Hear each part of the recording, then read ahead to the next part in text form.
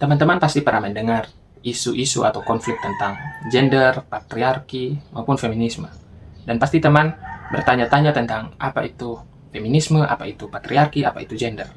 Saya telah membuat sebuah video Q&A tentang gender, patriarki, dan feminisme. Baik teman-teman, kita akan melakukan Q&A dengan pertanyaan yang pertama. Apa itu gender? Dan berikan contoh nyatanya.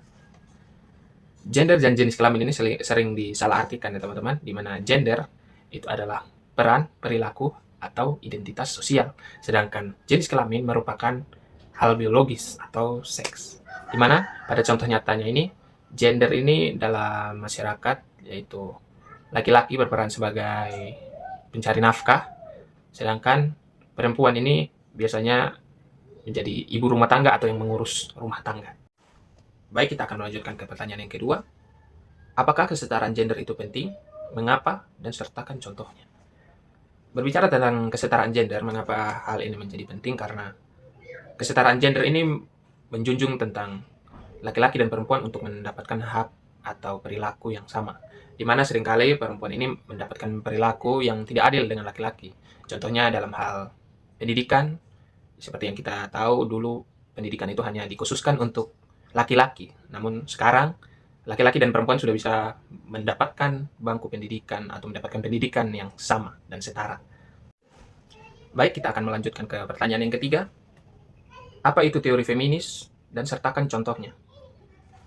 Teori feminis adalah pendekatan sosial yang dilakukan dalam upaya untuk mengkritik atau menganalisis tentang kesetaraan gender. Dengan contoh, laki-laki dan perempuan kerap memiliki hak dan mendapatkan sesuatu yang tidak adil, seperti laki-laki cenderung bisa mengambil keputusan dan menduduki posisi-posisi yang tinggi, sedangkan perempuan dinilai tidak memiliki hak untuk mengambil keputusan dan cenderung tidak mendapatkan jabatan-jabatan strategis dalam satu pekerjaan atau bidang. Nah, teori feminis ini berguna untuk mengkritisi dan juga menganalisis tentang ketidakadilan atau ketimpangan gender ini dalam upaya untuk menjunjung kesetaraan gender, di mana laki-laki dan perempuan itu memiliki hak yang sama. Kita akan lanjut ke pertanyaan keempat. Apakah feminisme hanya untuk perempuan? Mengapa? Dan sertakan contoh. Teman-teman, kadang teori feminisme ini dinilai hanya untuk perempuan atau hanya membela perempuan. Namun nyatanya teori feminisme ini berlaku untuk semua gender, karena teori feminisme ini membahas tentang atau menyikapi tentang ketidaksetaraan gender. Jadi, semua yang berkaitan dengan gender itu bisa diatasi dengan teori feminisme ini. Contohnya, laki-laki cenderung dituntut untuk harus kuat, tidak boleh menangis. Kalau kata-kata gaul zaman sekarang, boys don't cry, laki-laki tidak bercerita, seperti itu. Nah, dalam teori feminisme ini bisa dianalisis bahwa sebenarnya itu juga termasuk dalam ketidaksetaraan gender, teman-teman. Jadi, pemikiran-pemikiran seperti itu kita bisa analisis atau kritik menggunakan teori feminisme ini. Kita akan melanjutkan ke pertanyaan berikutnya. Apakah punya pengalaman pribadi tentang ketidaksetaraan gender dalam kehidupan sehari-hari? Coba berikan tanggapan dan juga bagaimana melihat dari sudut pandang teori feminis. Kalau pengalaman pribadi teman-teman, jujur, saya pernah di suatu daerah yang bisa dibilang terpencil atau desa. Nah, dalam desa tersebut itu biasanya keputusan-keputusan, entah itu dalam adat ataupun publik, lebih banyak diambil perannya oleh laki-laki. Dan ini menjadi suatu ketimpangan, ketidaksetaraan gender, karena seharusnya perempuan pun bisa ikut bagian dalam mengambil keputusan atau memberikan keputusan mereka atau memberikan suara mereka dalam suatu rapat ataupun istilah adat. Namun ini tidak bisa terlepas juga dari adat istiadat, namun secara teori feminisme ini melihat bahwa itu merupakan ketidaksetaraan gender dan seharusnya perempuan pun memiliki hak yang sama seperti laki-laki dalam upaya untuk menyuarakan pendapat atau memberikan pendapat. Begitu teman-teman. Baik, kita akan melanjutkan ke pertanyaan yang keenam. Apa itu patriarki dan bagaimana konteksnya dalam kehidupan nyata? Berbicara tentang patriarki di zaman yang sekarang, banyak orang yang berkata bahwa laki-laki itu cenderung patriarki ataupun banyak masalah-masalah tentang patriarki, teman-teman. Namun, pengertian patriarki ini sebenarnya di mana laki-laki ini memiliki peran atau memiliki hak atau mendapatkan sesuatu yang lebih dari perempuan. Contohnya hak dalam bersuara, ataupun mendapatkan jabatan-jabatan strategis atau tinggi dalam suatu perusahaan ataupun jabatan.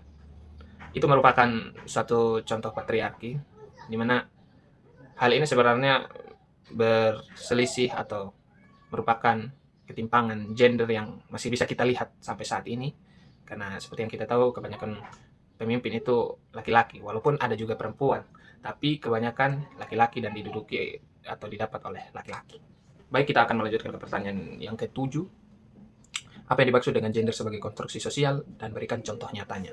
Gender sebagai konstruksi sosial ini merupakan peran yang terbentuk karena norma atau budaya sosial. Contoh nyata yang bisa kita ambil adalah seperti laki-laki cenderung bermain mainan seperti mobil, motor, atau dan lain-lain, sedangkan perempuan cenderung bermain seperti boneka, rumah-rumahan, dan lain-lain. Atau yang bisa kita lihat lagi, yang sekarang masih terjadi adalah laki-laki cenderung bekerja untuk mencari nafkah dan perempuan mengurus rumah tangga. Baik, kita akan melanjutkan ke pertanyaan yang berikutnya. Apa itu beban ganda dan apa contohnya dalam kehidupan nyata? Berbicara tentang beban ganda, ini merupakan satu fenomena ketidaksetaraan gender di mana perempuan cenderung bekerja pada dua bidang, yaitu kerja publik dan domestik. Kerja publik ini mencakup bekerja pada lembaga-lembaga pemerintahan atau lembaga-lembaga publik, di mana perempuan ini walaupun sudah bekerja di lembaga publik atau dalam sektor publik, harus tetap bekerja pada bidang domestik atau di rumah, seperti mengurus rumah tangga, mengurus anak, masak, dan lain-lain. Baik, kita akan melanjutkan pertanyaan berikutnya, pertanyaan ke-9. Apa itu body politics dalam isu gender? Berikan contoh nyatanya. Body politics dalam isu gender ini berbicara tentang pengaturan atau kontrol tubuh oleh negara, budaya, ataupun agama, dan juga media. Nah, terkadang dalam kehidupan sehari-hari ini ada contoh seperti perempuan dituntut untuk menggunakan KB atau keluarga berencana, sedangkan laki-laki tidak. Kalau dalam konteks media yang masih terjadi saat ini, di mana standarisasi kecantikan perempuan di media sosial itu berkaitan dengan tinggi, kulit putih, cantik, dan lain-lain. Baik, kita akan melanjutkan ke pertanyaan berikutnya, pertanyaan ke-10. Apa itu performativitas gender dan berikan contoh nyatanya. Performativitas gender ini berhubungan dengan sesuatu yang dilakukan secara berulang-ulang.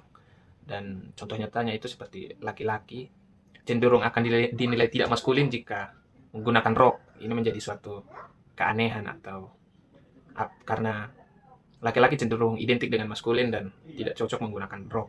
Begitu juga dengan perempuan. Perempuan yang memiliki suara atau vokal yang berat dinilai tidak feminim, karena rata-rata perempuan yang memiliki suara yang seperti itu mendapat perlakuan tidak enak karena dibilang tidak feminim dan suaranya lebih mirip seperti laki-laki.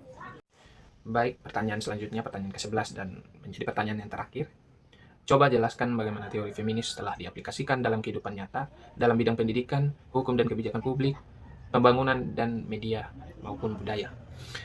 Teori feminis yang telah diaplikasikan dalam kehidupan nyata pada bidang pendidikan adalah semua gender, baik laki-laki atau perempuan, dapat mengakses pendidikan yang sama. Jadi laki-laki dan perempuan itu tidak mengalami pembedaan dalam akses pendidikan, di mana perempuan pun bisa berpendidikan tinggi layaknya seperti laki-laki. Adapun dalam bidang hukum dan kebijakan publik, yaitu terdapat hukum atau pasal-pasal perlindungan terhadap perempuan dan juga laki-laki. Dalam bidang budaya dan media, semua gender bebas mengekspresikan dirinya bagaimanapun dalam bidang budaya maupun media.